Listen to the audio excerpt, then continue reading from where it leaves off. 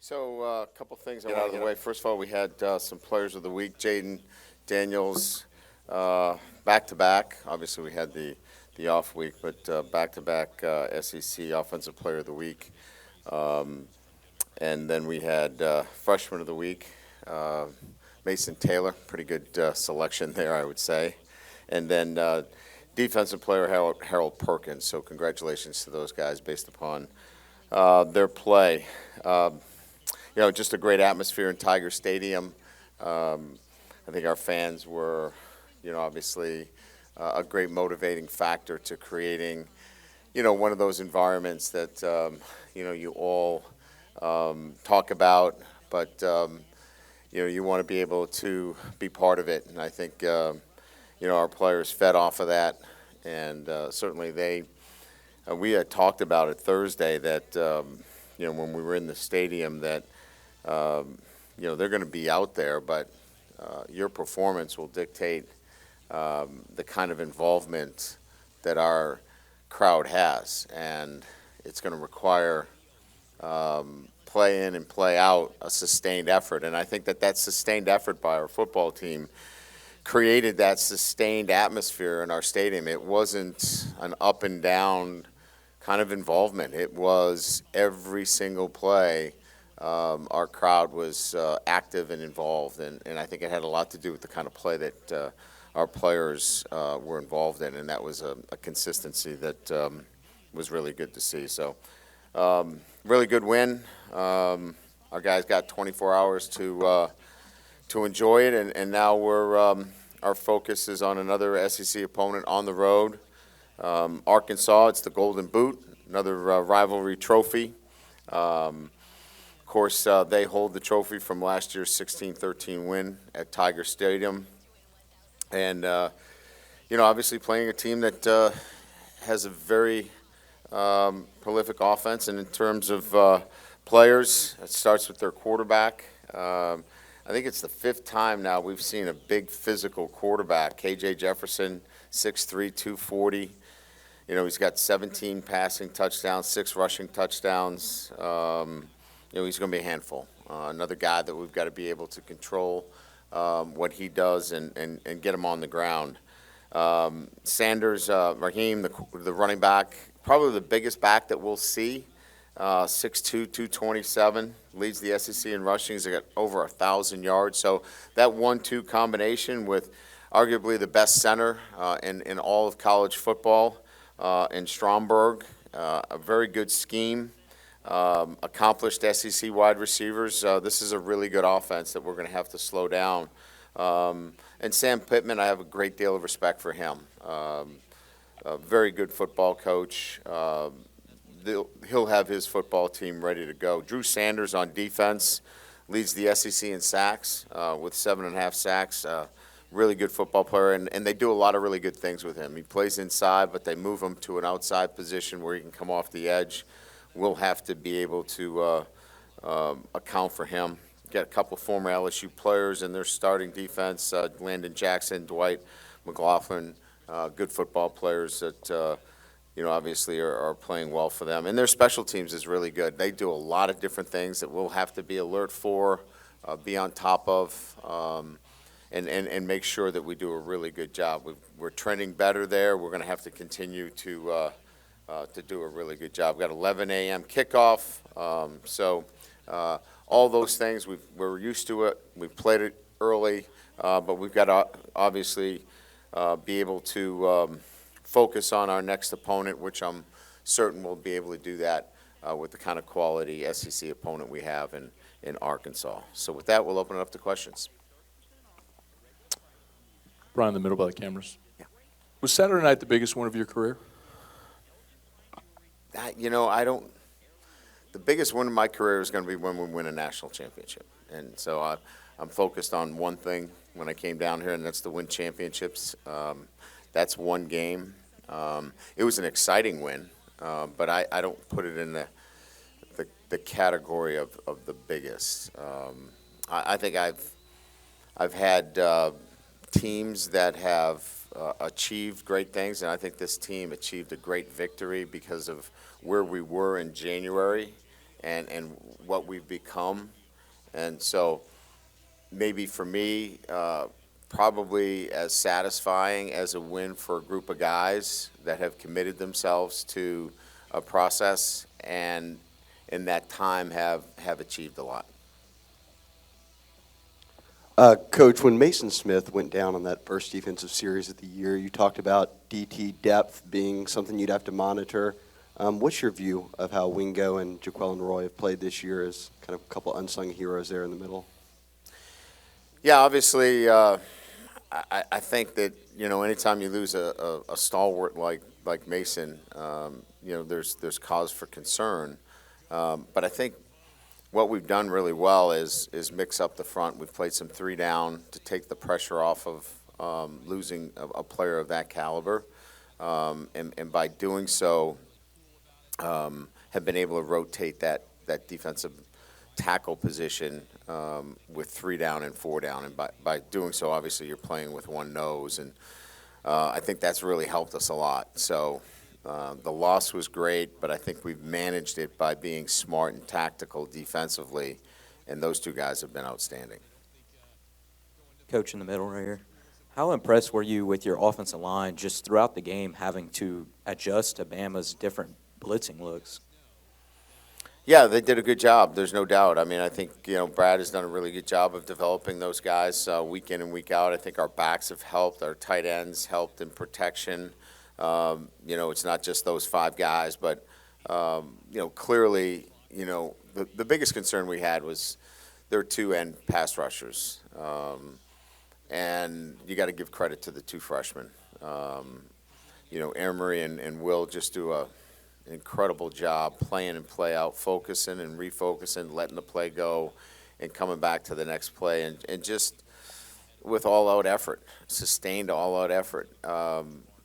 And so it is five guys, but a lot of that emphasis is on O-line awareness, and the guards are helping, the center's helping, but again, I would say overall, just real good awareness up front and helping each other. Coach, right over here. Just what's the status of Armani Goodwin and just how the running back room is kind of shaking out going into the final quarter of the season? He's doing well.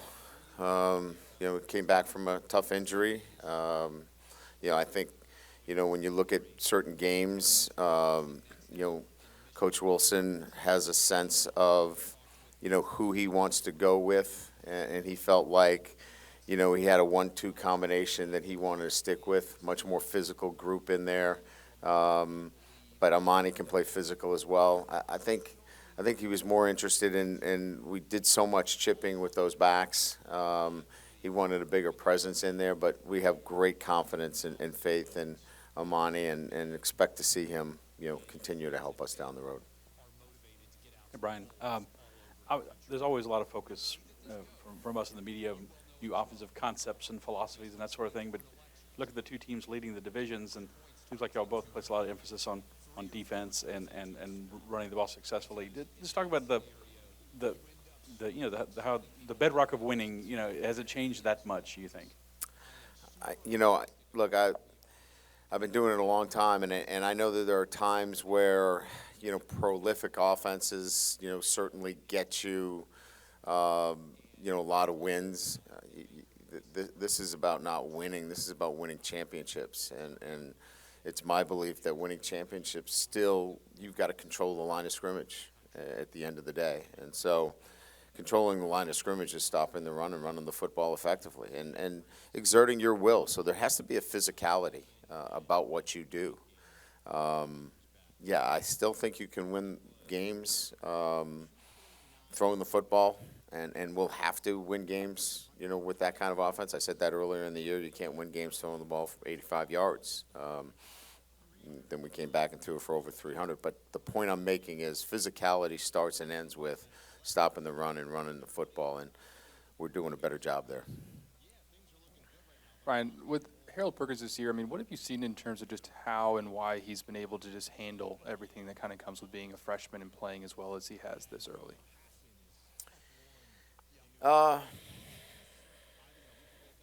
I think, quite honestly, he's got the makeup to do that. He's a mature kid. I was talking to a couple of our coaches about him. He's a bit of a throwback, and a throwback in this sense. Just tell me what I need to do. I don't need all the other things, and I'll figure it out as I go.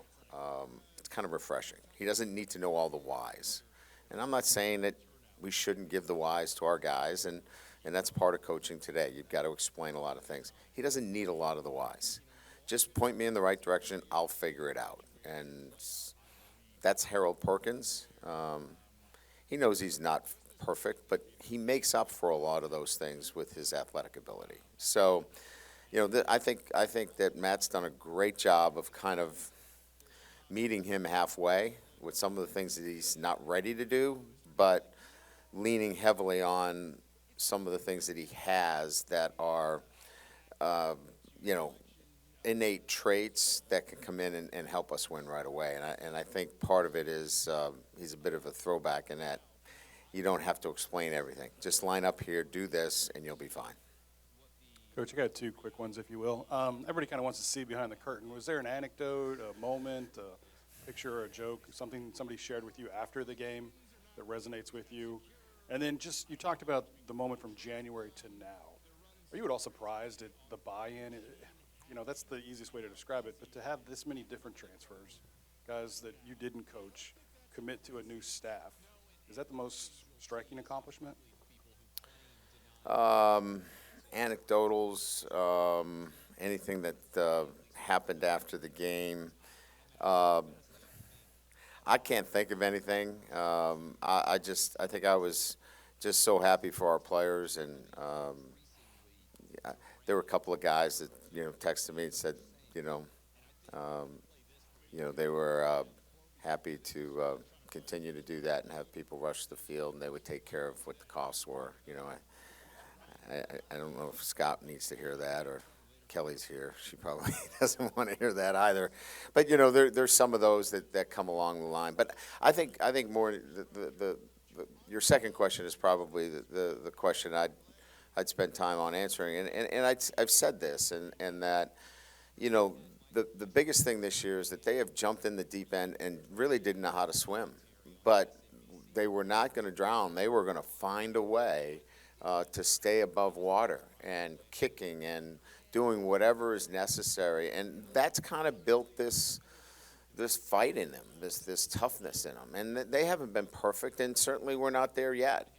But they have such a pride in LSU. And when we first met, we said, look, we finished last, and that's not the standard. And you have a choice to do something about it. You can continue to be bad. You can be average. You can be good, which everybody in this room is good, or you can be elite. And they've made great choices along the way, so I'm really proud of them. Coach, is this a trap game, classic trap game here?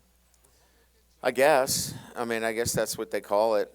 I've never bought into that, because I think if it's a trap game, you have not done a very good job with your football team.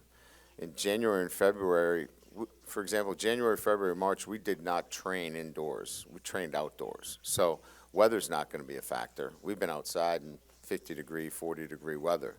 They know that, Arkansas is an SEC opponent that beat them last year. So, look, your thoughts affect, your actions, right? That affect your physiological response. So we've been working on how we think since day one, and it becomes a trap game if you're not thinking right. And we'll get our guys thinking the right way, and we'll prepare the right way. And this is about a consistency. If they want to be a consistent program, they'll think the right way about this game.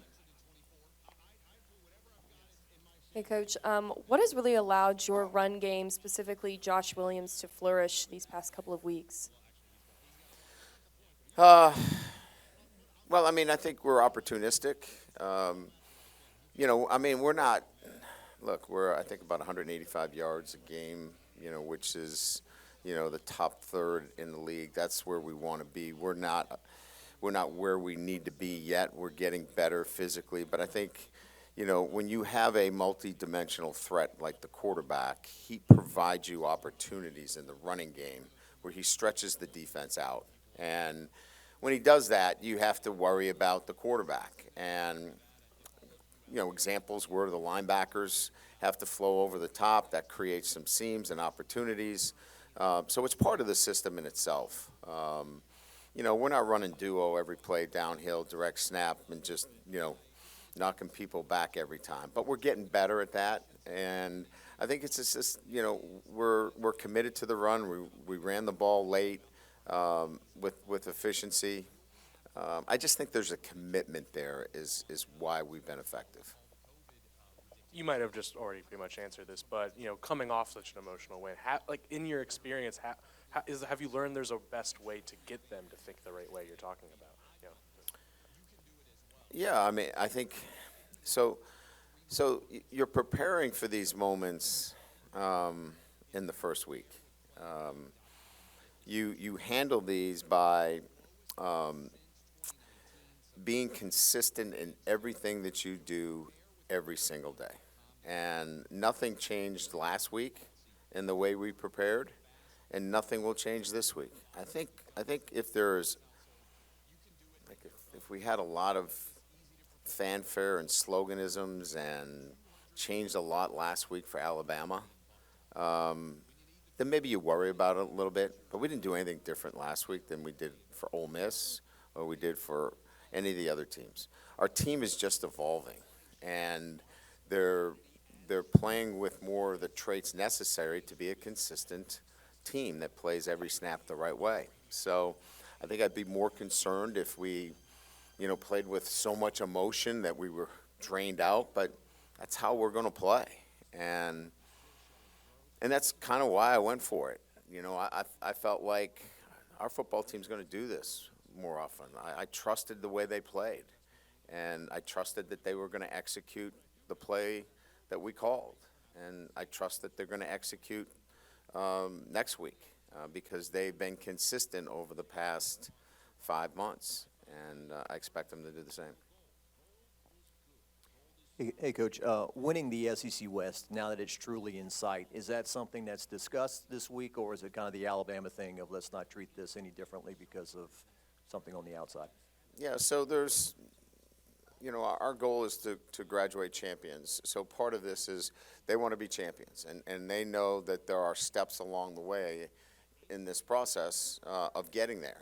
And so this week will be another step towards becoming a champion. And so let's do the things that we need to do.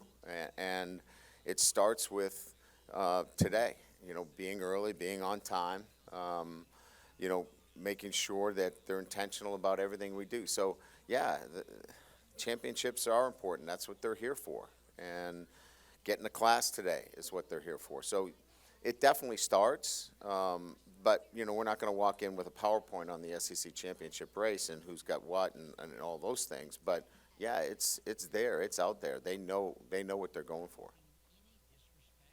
Hey, Coach, right here. The growth with Jaden has been pretty rapid these last several weeks, but just what kind of role does Joe Sloan play in all that? I mean, can you speak to just the effect that he specifically has had on Jaden, even in the last month or so? Yeah, so, I'm with Joe every day, and he's a great communicator. So what are the really good tenets of great teachers and great mentors? He cares about his players.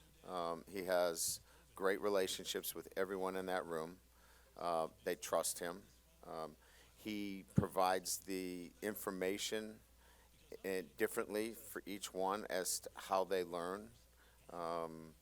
He's knowledgeable about the things that he needs to get across to each one of those quarterbacks. He's demanding, never demeaning.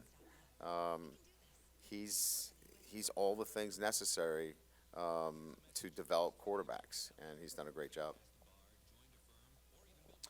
Hey, Brian, would you mind just sharing a thought on Joe Fouché, Greg Brooks, what they've meant this year for you and what it's like for them going back to Fayetteville?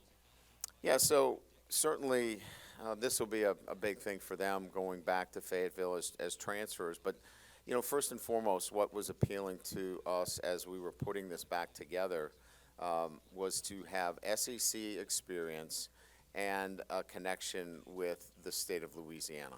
And both of those guys filled that box and checked that box for us. So what it means to them is that they play for LSU, and they have such a pride in being from the state of Louisiana. And they want the Golden Boot back. And so as much as they'll have friends and former players that they know, this will be much more about them wanting to win for LSU, because that's why they came back here. Hey, Coach, two quick ones. What kind of growth have you seen from Mason Taylor throughout his freshman year? And do you have an update on Garrett Dellinger's status for this week? So there's been growth, physically and mentally. He's a freshman. And as you know, freshmen are, growing physically. And the first big thing is, he's put on over 20 pounds, physically and growing into his body. I think the growth, from a mental standpoint has been the knowledge of the game. He's been really good. I'd be remiss, to not point out the fact that, he's been put in a very difficult position where, a tight end has to do a lot, and we've been very fortunate to have an analyst that has great experience at that position in Terry Malone. I think Terry Malone's an unsung hero for us on our staff, and Terry was with the New Orleans Saints. He's coached the tight end position. He's been an offensive coordinator, and to have an asset like that to assist Coach Denbrock on a day-to-day basis has really helped develop Mason, and Terry's done a really good job. So having that mentor, having that person that's there, he can't coach him, but he's there as a mentor every single day. That's really, really big in his development. Garrett Dellinger looked good. We worked him out yesterday. Much better. I think he's in a great position that he could play this weekend. Hey, Coach, just right here. Since you guys already have the experience of playing a team like Florida with a big physical quarterback who can run, does having that experience or help you this week against a guy like KJ Jefferson? Yeah, each one of them has been a little bit different. I was just jotting down. I mean, we've had 5 of the guys that have been real big. Even Jackson Dart was a big kid too. It just seems like every quarterback that we've run into this year has been a big physical quarterback. So, yeah, I mean, again, he's a guy that they want to run, throw. They don't. He's going to be actively involved in the run game. They're not afraid to run him at any time. We've seen him take off at the 5-yard line in the air. I mean, he's a physical player. So, again, we're going to have to do a really good job of containing him. Coach, going back to Alabama, there were several things the other night, late in the game into overtime, that in the past in the series could have been the, oh no, here we go again moment that deflated the team and deflated the stadium. But each time your team responded to that. I mean, is that kind of speaking to them not blinking and the adversity that they've overcome all year? Yeah, I mean, I just think that, I get a pulse of a team, and I don't think that there's been a time this year that they haven't felt like they were going to come out victorious in some fashion. And that resolve, that resiliency is kind of baked into them. And they just keep playing. So, again, those are the things that you feel on the sideline when you go up and down. We came out of coverage one time all night, and it was catastrophic. And I went up to the defensive backs. I said, listen, it's going to happen again because we're going to score here. So when we score, stay in coverage. He's going to scramble, stay in coverage. And they did a great job. They responded well, and again, I just think that their resolve has been remarkable. Coach, something that got kind of overshadowed as the game went on was Jarek Bernard Converse's interception and how pivotal that was. What makes him so versatile playing both corner and safety, obviously, who's back at corner? He's been invaluable in terms of his ability to do some things for us back at that safety position when we were shorthanded in particular. So just steady, right? Every day you know what you're going to get from him. And look, I mean, he would tell you that there are some things that he'd like to do better, but our observations. He's a guy that has been rock solid for us and consistent. And obviously we did a really good job of getting in front of Bryce in that situation, kind of screening him, and he threw under duress, and he was in a great position to make a big play. Just curious about your working relationship with Matt House. Do you turn him loose, let him go? What has impressed you with his ability each week to come up with a great game plan? Collaboration. I like to collaborate with the defense during the game. He's throwing at me thoughts. What do you think? Should we go here? Should we pressure? Do you like zone? Should we drop 8? So collaboration. Same thing with Mike. I prefer coordinators that because I'm in the game that we're having collaboration during the game. Great. All right. Thank you.